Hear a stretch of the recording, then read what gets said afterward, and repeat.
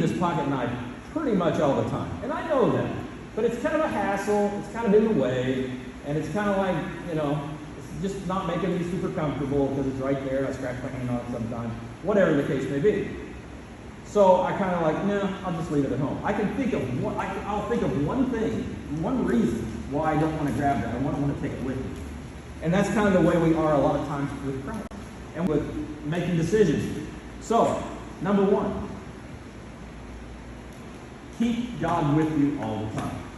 To make a good decision, you've got to keep God with you all the time. Just not when you need to make the big decisions, but all the time.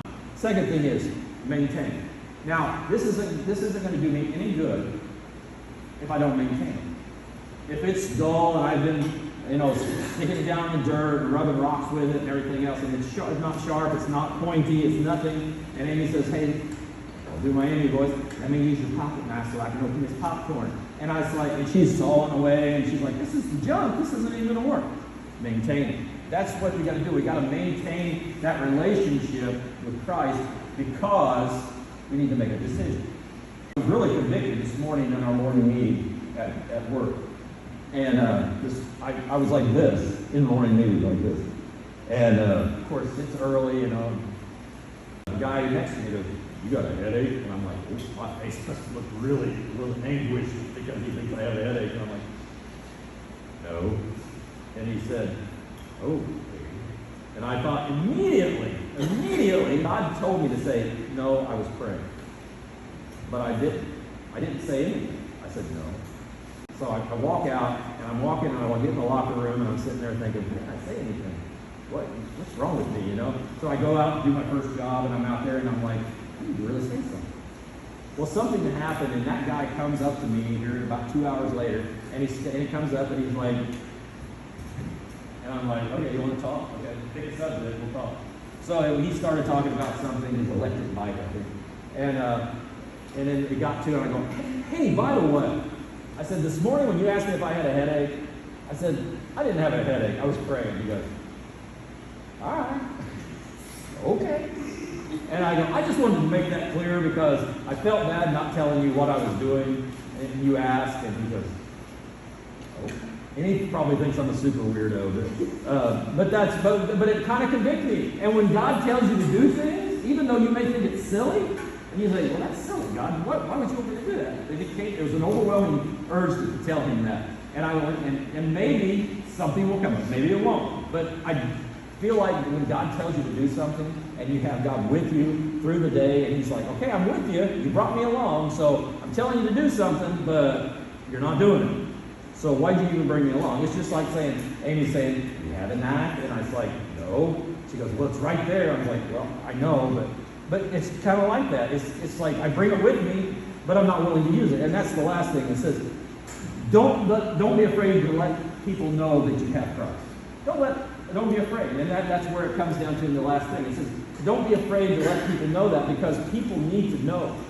People ask you questions, and that gives you the perfect opportunity to say, no, I wasn't actually having a headache. I was praying. And that's maybe it all to open the door and say, oh, well, why were you praying? And then they ask a question, and it can lead you to something else.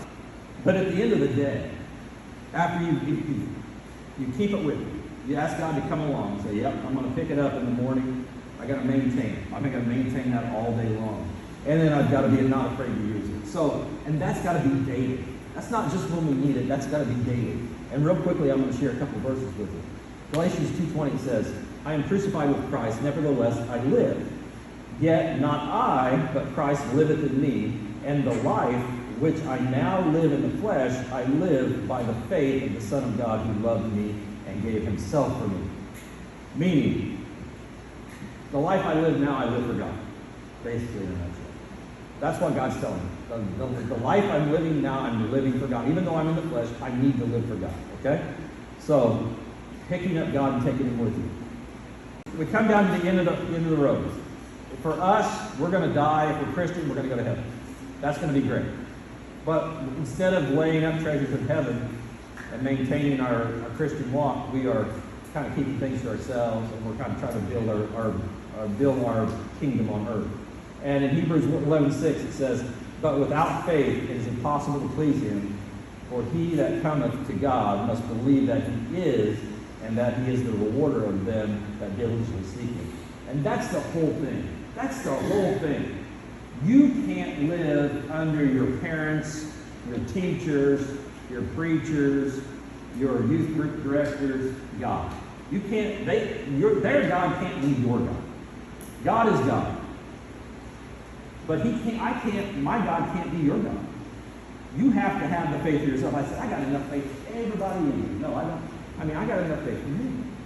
And being that I hesitated this morning when a guy asked me what I was doing, shows that my faith isn't enough even for me. So you've got to have that faith for you. You've got to say, I believe in God for me. I've got to have the faith for me. And you've got to make God your God, or it's not going to work out. You're not even going to want to apply any of this. You're not even going to want to say, well, I don't even care about that. I'll make my own decisions. I'm young. I feel good. And I don't need God because I can make my own decisions, and I always have, and it's always turned out well. And you're not even going to want to apply it. I challenge you tonight to pick up God in the morning before you leave. Don't go through your mind and say, I'm not going to need God today, so I'm going to leave him on the dresser. And then when you pick him up, maintain it. Maintain it. Keep it crisp. Keep it. Be willing to have that faith. Be willing to have that boldness. And then thirdly, don't be afraid to let people know. And that's going to help you make good decisions. In a nutshell, it's going to help you make great decisions.